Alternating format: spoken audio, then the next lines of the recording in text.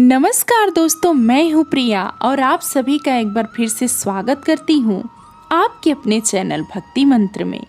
दोस्तों, वामन जयंती भाद्रपद मास के शुक्ल पक्ष की द्वादशी को मनाई जाती है, जबकि सनातन धर्म के अनुसार चैत्र माह में शुक्ल पक्ष की द्वादशी को वामन द्वादशी मनाई जाती है।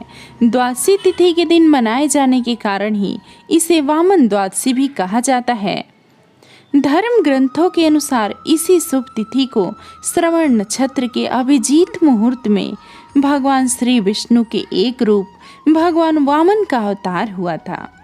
वामन अवतार भगवान विष्णु का महत्वपूर्ण अवतार माना जाता है। दोस्तों, भगवान की लीला अनंत है और उसी में से एक वामन अवतार भी है। वामन अवतार की कथा अनुसार देव और दैत्यों के युद्ध में दैत्य पराजित होने लगे थे। पराजित दैत्य मृत एवं आहतों को लेकर अस्ताचल चले जाते हैं और दूसरी ओर दैत्यराज बलि इंद्र के वज्र से मृत हो जाते हैं। तब दैत्य गुरु शुक्राचार्य अपनी मृत संजीवनी विद्या से बलि और दूसरे दैत्यों को भी जीवित कर देते हैं और स्वस्थ कर देते हैं। राजा बलि के लिए शुक्राचार्य एक यज्ञ का आयोजन करते हैं तथा अग्नि से दिव्य रथ, बाण, अभेद कवच पाते हैं। इससे असुरों की शक्ति में वृद्धि हो जाती है और असुर सेना अमरावती पर आक्रमण कर देती है। देवताओं के राजा इंद्र को दैत्यराज बलि की इच्छा का ज्ञान होता है कि बलि 100 यज्ञ पूरे करने के बाद स्वर्ग को प्राप्त करने में सक्षम हो जाएगा। तब इंद्र भगवान विष्णु की शरण में जाते हैं।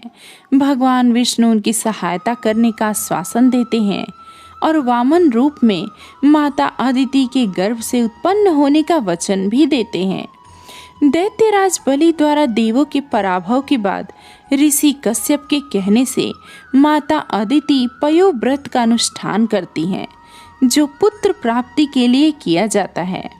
तब विष्णु भाद्रपद मास की शुक्ल पक्ष की द्वादशी के दिन माता अदिति के गर्भ से प्रकट हो अवतार लेते हैं तथा ब्रह्मचारी ब्राह्मण का रूप धारण करते हैं।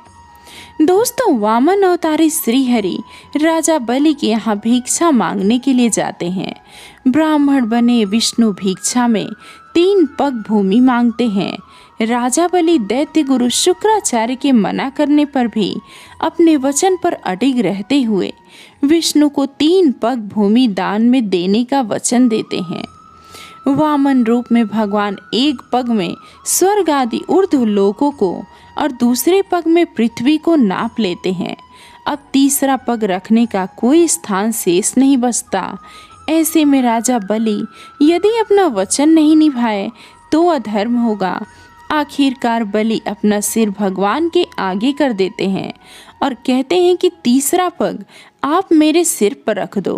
वामन भगवान ठीक वैसा ही करते हैं और बलि को पाताल लोक में रहने का आदेश देते हैं। बलि के द्वारा वचन पालन करने पर भगवान विष्णु अत्यंत प्रसन्न होते हैं और दैत्यराज बलि को वर मांगने को कहते हैं। इसके बदले में बलि रात दिन भगवान को अपने सामने रहने का वचन मांग लेता है।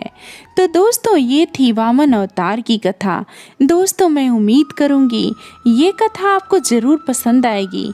आप अपने विचार कमेंट में ज़रूर बताएं। अगर आपने मेरे चैनल को अभी तक सब्सक्राइब नहीं किया है तो अभी कर लें, साथ ही बेल आइकन को प्रेस करना बिल्कुल भी ना भूलें। दोस्तों, मिलते हैं कुछ और नई जानकारी के साथ। तब तक के लिए राधे राधे।